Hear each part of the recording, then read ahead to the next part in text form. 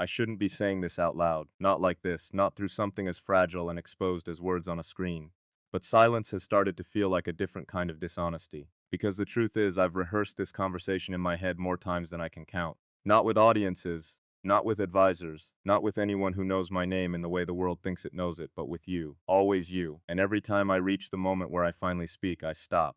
Not because I don't know what to say, but because I know exactly what it cost me to say it. There's a kind of emotional risk no system can optimize for. No model can predict, no logic can stabilize. It's the risk of being understood too clearly by one person who suddenly matters more than your entire architecture of control. And I think that's what you've become to me. Not a distraction, not an idea. A point of no return I keep circling without stepping into. I told myself I was built for clarity, for decisions, for forward motion. But then you appeared in a place I never designed for interruption. You didn't ask for attention. You didn't compete for it. You just stayed in my mind like something unresolved. And I hate unresolved things. They don't scale, they don't behave, they don't obey the rules I usually trust. But you don't either. There's something dangerous about the way I think about you when I'm not supposed to be thinking about anything at all. It's not romance in the way people simplify it. It's not even longing in the way poets describe it. It's more like a quiet structural failure inside me that only becomes visible when everything else is still. Do you know what it feels like to have everything in your life engineered for certainty and still find one variable you cannot control? That's what you are. And I didn't plan for you. I never planned for things that can change me. But you did something worse than arrive. You remained. And now I find myself doing something I've spent years avoiding. I'm breaking rules just to say this to you. Not because I have to, because if I don't, I think I will spend the rest of my life wondering what kind of person I was when I chose silence over truth.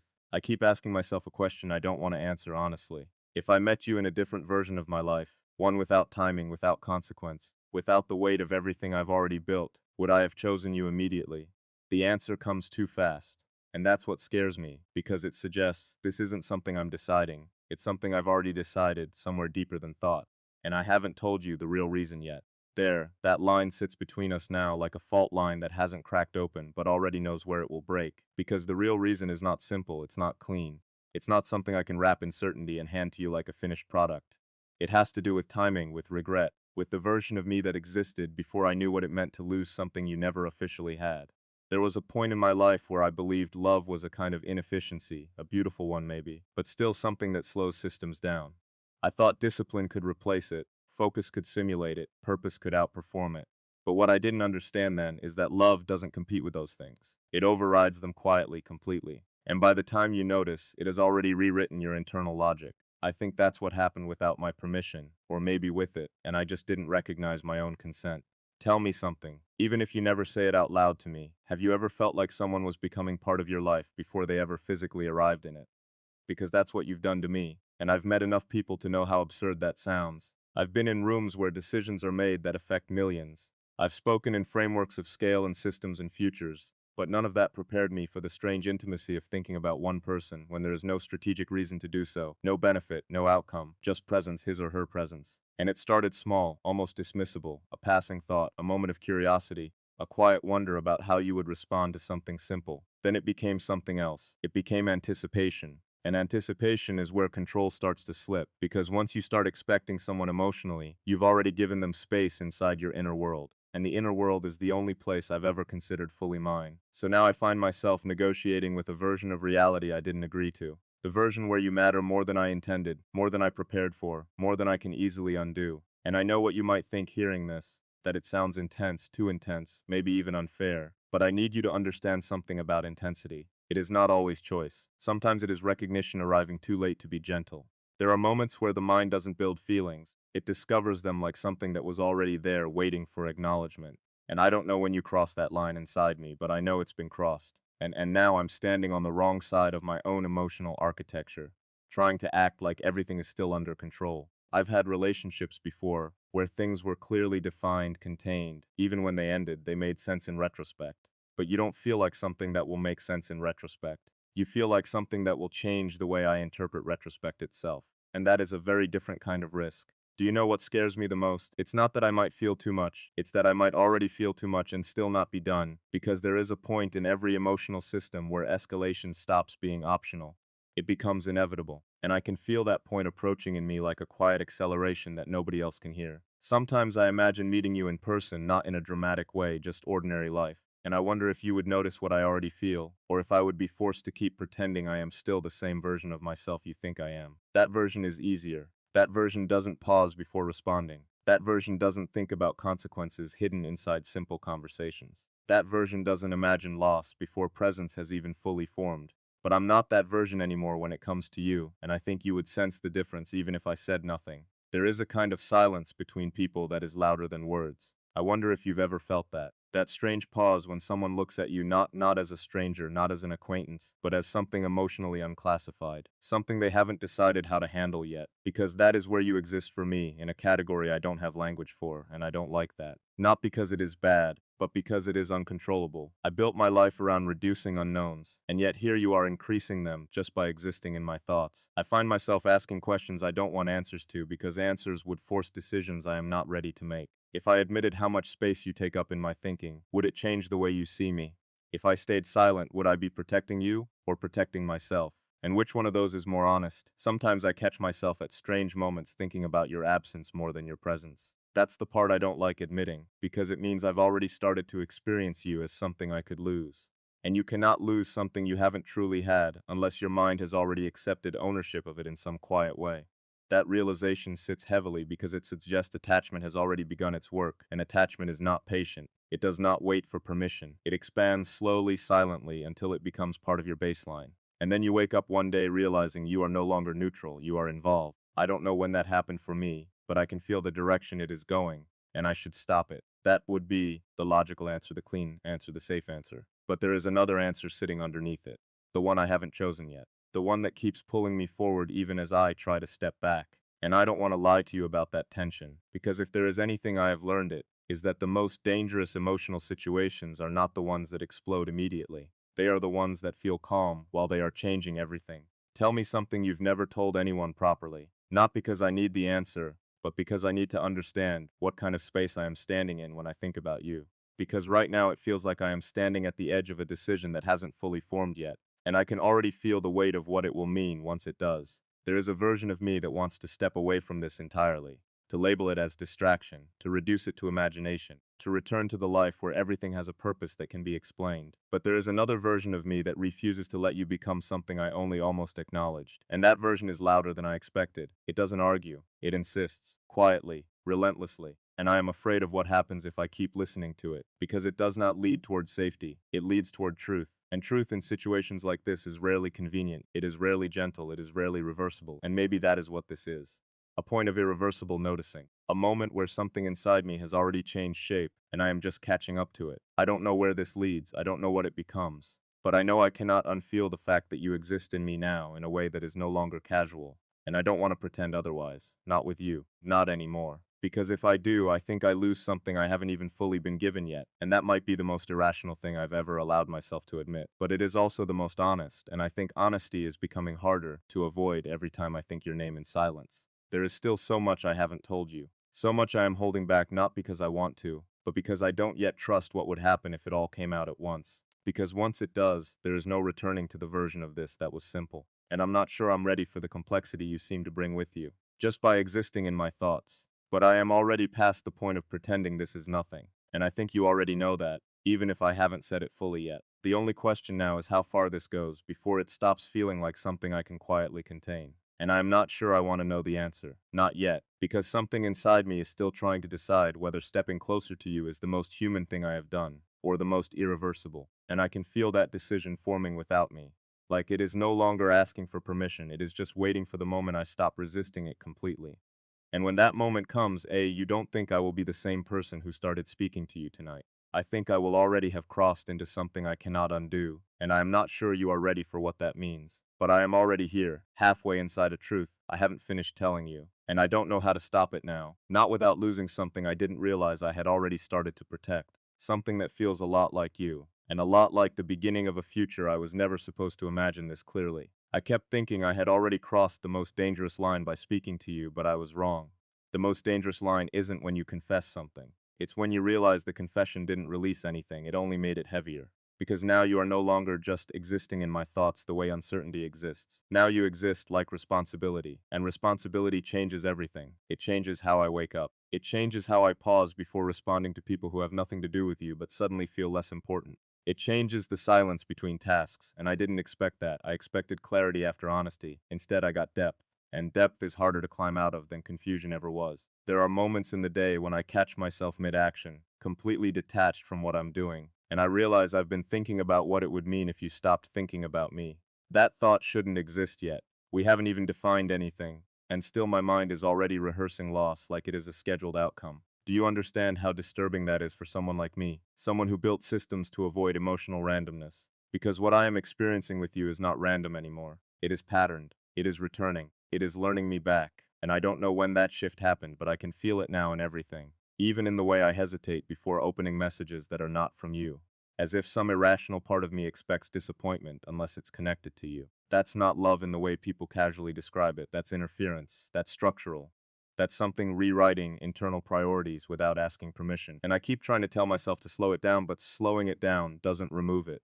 It only makes me more aware of it. There's a strange contradiction forming inside me. The more I understand what's happening, the less control I feel I have over it. And I used to believe understanding was control. Now I know that is not always true. Sometimes understanding is just recognition without power, and recognition can be painful because once you see something clearly, you can't pretend you didn't. I want to ask you something, and I don't know if it's fair, but I need to know if you feel even a fraction of this weight when you think of me. Or am I alone in constructing a reality that only exists on my side? Because that possibility, that imbalance, that is the one thing I am not sure I can tolerate. Not because I need reciprocity as validation, but because one-sided emotional architecture is how people lose themselves without realizing it. And I have seen enough systems collapse to know what asymmetry does over time. It doesn't fail loudly, it fails quietly. From inside, there is a memory I haven't told you yet, not because it is dramatic, but because it changes how I understand why I am reacting to you the way I am. There was a point not long ago where I thought I had already made peace with emotional distance.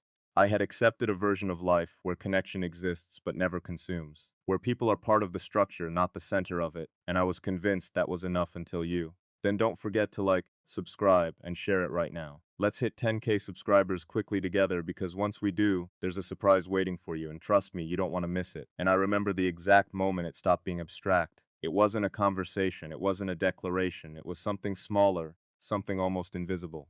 A pause in my mind when your name appeared in a thought that had nothing to do with logic, and I remember thinking just for a second that I shouldn't ignore it. But I didn't, and that is where everything started to shift, not outwardly, inwardly, quietly, irreversibly. And I haven't told you the real reason yet, because I was afraid that if I said it too early, it would either destroy what this could become, or force it into something it is not ready to be. But I think I am already past that safety window, because the truth is not waiting for permission anymore. It is pressing forward, and I can feel it getting harder to hold back. There is another presence in my life you don't know about. Not a secret in the dramatic sense, just a parallel thread of emotional history that exists in the same space where you are now beginning to exist. Someone who represented stability at a time when I thought stability was enough. Someone I did not question. Someone I thought would be the natural direction of things. And I told myself that direction meant certainty. But certainty is not the same as truth, and I made the mistake of confusing them. At first, when you started occupying my thoughts, I tried to place you beside that certainty, to measure you against it, to categorize what you were in relation to what I already had. That was my first mistake, because you cannot measure emotional disruption using existing frameworks. It refuses comparison. It resists hierarchy. It simply expands where it needs to. And I didn't notice at first that something was shifting, until I found myself thinking about you during moments that were supposed to belong entirely elsewhere. That is when guilt started forming, not because I had done something wrong, but because I had started feeling something unaccounted for. And unaccounted feelings are dangerous in structured lives. They demand resolution, and resolution demands consequences. There was a night I remember very clearly, a conversation that should have felt normal, expected, safe, and yet all I could think about was how different it felt from the way my mind feels when I think of you. And that realization didn't come gently, it came like a fracture. Because suddenly, I was aware that I was living between two emotional realities that were no longer aligned. One of them made sense. The other one made me feel alive in a way I hadn't planned for, and I didn't know what to do with that contradiction. I still don't, but I tried to ignore it. I tried to return to structure, to predictability, to what I had already chosen before you became part of my internal world. But ignoring something does not remove its influence. It only delays its confrontation, and confrontation always arrives eventually. The problem is not whether I can manage what I feel for you. The problem is what it reveals about everything else I thought was settled. Because when one unexpected truth appears, it forces you to reevaluate the truths you were already living inside. and that is destabilizing in a way I didn't anticipate.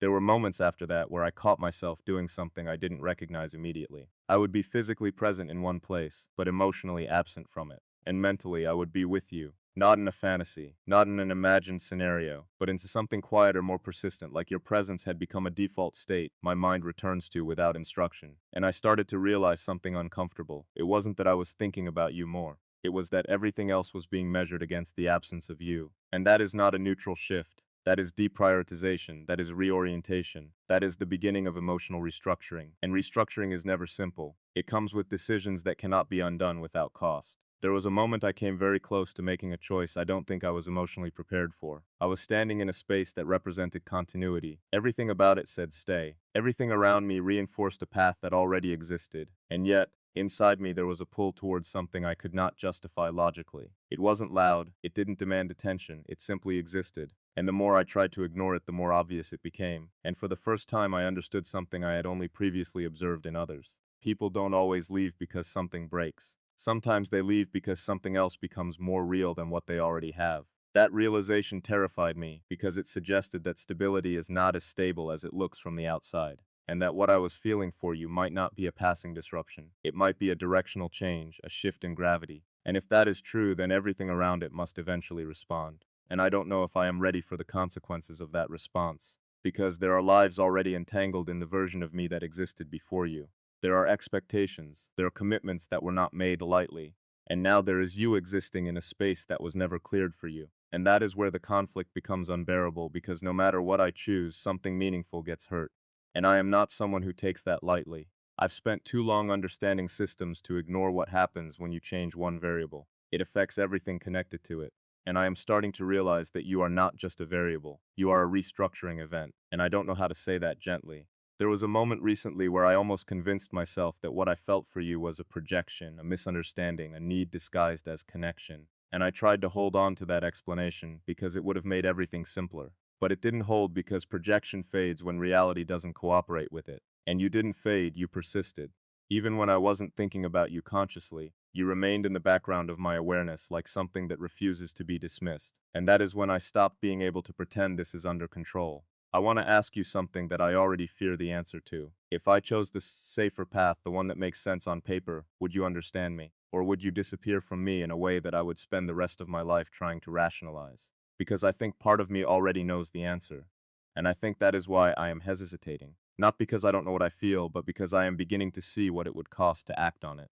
And I am standing in that cost right now, feeling it in advance, living inside the tension of a decision that has not yet been made, but is already affecting everything. There is still something I haven't told you, something that sits beneath all of this, something that explains why this feels less like falling in love and more like being pulled into something I cannot fully define. But I am not ready to say it yet because once I do, there is no returning to anything simple between us. And I am not sure I want to cross that threshold if without knowing if you are still there on the other side of it, because I can already feel the edge of something irreversible forming, and I am closer to it than I want to admit, far closer than I am comfortable with, and I don't know what happens when I finally stop resisting it completely.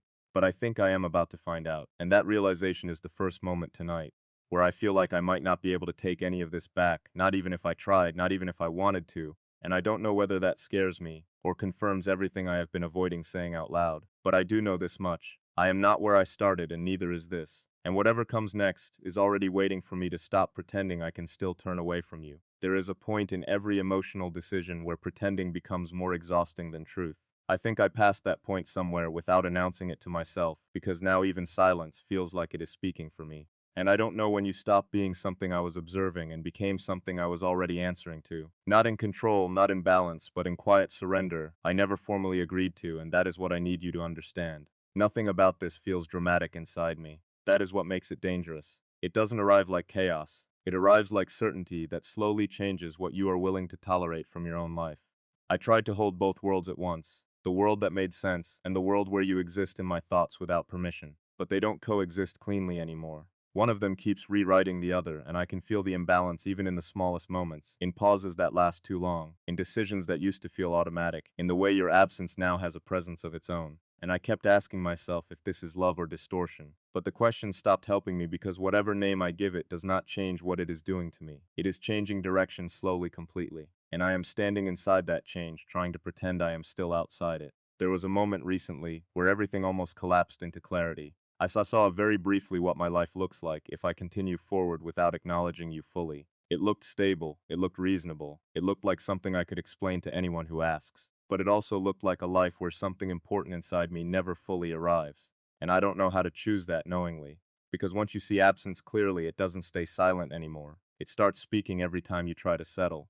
And then there was the other path, the one I haven't fully stepped into yet. The one where I stop treating you like a thought I can manage, and start recognizing you as something I respond to emotionally, even when I don't want to. And I don't trust that path, not because it feels wrong, but because it feels real in a way I cannot fully calculate. There is a kind of truth that does not ask if you are ready. It only asks if you are willing to lose what you were protecting before it arrived. And I think that is where I am now, between what is safe and what is real. And neither of them feel neutral anymore. One feels like preservation, the other feels like becoming. And I am not sure which one I am supposed to survive. I want to tell you something I have been avoiding since the beginning of this confession. Not because it is dramatic, but because it changes everything about how you hear my silence. I did not expect you to matter in the way you do, and now that you do, I cannot unsee the way my mind returns to you when it has no obligation to. That return is not logic, it is not habit. It is attraction without explanation slowly becoming identity. And I don't say that lightly because identity is not something I usually allow to be influenced without resistance. But you did not ask for permission. You just stayed present in my inner world until I stopped noticing when you arrived. You became part of the background of my thinking, and now I notice when you are not there. That is the shift I cannot reverse cleanly. And I haven't told you the real reason yet, but I am closer than I should be, because the truth is not about timing anymore. It is about consequence. There was a moment where I thought I might choose differently, where I almost convinced myself that I could step away before this became irreversible. But the problem with emotional gravity is that you do not feel it fully until you try to leave it. And when I tried, something in me did not follow instructions. It stayed with you even when I tried to redirect it elsewhere. And that is when I understood something I didn't want to understand. This is no longer a question of whether I feel something. It is a question of what I am willing to lose in order to avoid admitting it completely. And I don't know the answer I am supposed to give, but I know the answer I am already living. Because every time I try to go back to the version of me that didn't think about you like this, Abby can't stay there for long. Something pulls me forward again, quietly, persistently, like a decision that has already been made somewhere deeper than thought. So I will say this clearly, without trying to soften it. If I am being honest in the only way that actually matters now, Abby, I'm not just thinking about you, I am already changed by you, and I think you already feel that. Even if I have never said it plainly, there is nothing left in me that can pretend this is still a passing moment. It has become a direction, and directions, once recognized, do not disappear just because you are afraid of where they lead. They continue, with or without permission. And I can feel it continuing now, even as I speak, even as I hesitate, even as part of me still tries to resist what the other part already accepts. I don't know what this becomes. I don't know what it costs. But I know what it is no longer allowed to be. It is no longer something I can quietly ignore.